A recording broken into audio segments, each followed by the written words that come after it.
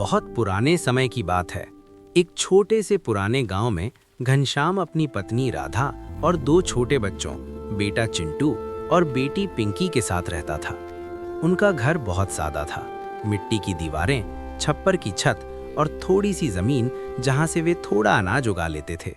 घनश्याम बहुत मेहनती था, लेकिन गांव में ज्यादा सामान नहीं बिकता था। इसलिए हर हफ्ते वो जंगल के लंबे रास्ते से दूसरे बड़े गांव जाता था, अपने हाथ से बनाए हुए मटके, टोकरी और थोड़ा सा घी बेचने। एक दिन सुबह सुबह घनश्याम अपना झोला उठाकर जंगल की ओर चल पड़ा। जंगल घना था, पेड़ों के बीच से सूरज की किरणें छनकर आती थीं और चारों तरफ हरियाली और चिड़ियों की आवाजें थीं। रास्ते में वो थक गया और एक बड़े पेड़ के नीचे बैठ गया पानी पीने। तभी उसकी नज़र एक अजीब सी चीज पर पड़ी। जमीन में से थोड़ा सा पुराना संदूक उभर रहा था, जिसका ढक्कन टूटा हुआ था और उसमें से चमकदार चीजें दिखाई दे रही थीं। घनश्याम ने डरते डरते संदूक को खोला और देखा तो उसके होश उड़ गए।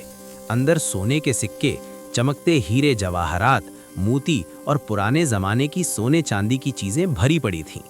ये किसी पुराने राजा का खजाना था जो सालों से यहीं छुपा था। घनश्याम की आंखें बड़ी हो गईं। वो बोला, हे भगवान, ये तो मेरी तकदीर बदल देने वाला दिन है। उसने जल्दी से कुछ सोने के सिक्के अपने झोले में डाले, बाकी संदूक को वैसे ही छुपा दिया ताकि कोई और ना देखे, और घर की ओर दौड़ पड़ा। घर पहुंचकर उसने राधा को सब बताया। पहले तो राधा को यकीन नहीं हुआ, लेकिन जब सिक्के देखे तो उसकी आंखों में आंसू आ गए।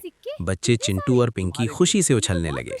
फिर घनश्याम ने धीरे धीरे उस खजाने का इस्तेमाल बहुत समझदारी से किया। पहले एक अच्छा सा घर बनवाया, बच्चों को पढ़ाई करवाई, गांव में सबकी मदद की। उसने कभी लालच नहीं किया, बस मेहनत और ईमानदारी से अपनी जिंदगी बदल ली।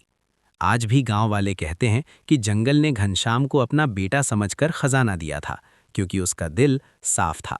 और इस तरह एक साधारण आदमी की जिंदगी एक दिन में बदल गई, बस एक जंगल के रास्ते की वजह से। हाँ सीख, जी, सच्ची ईमानदारी खुशी में ही ईमानदारी असली और सुख मेहनत में मिलती है, लालच में नहीं।